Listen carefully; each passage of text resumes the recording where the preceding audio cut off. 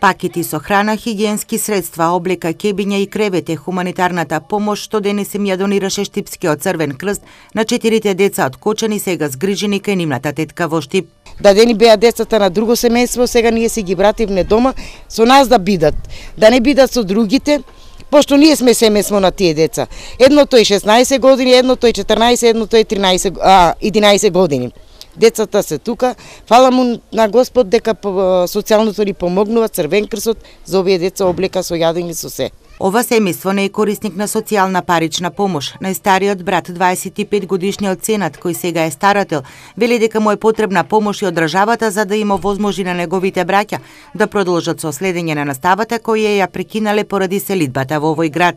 Сега за сега моментално немаме ништо. А ни кажаа дека ќе земеме нешто, дека ќе ни дадат. Сега за брзо време. Со социјална помош? Социјална помош, да, и за нив нешто за стално.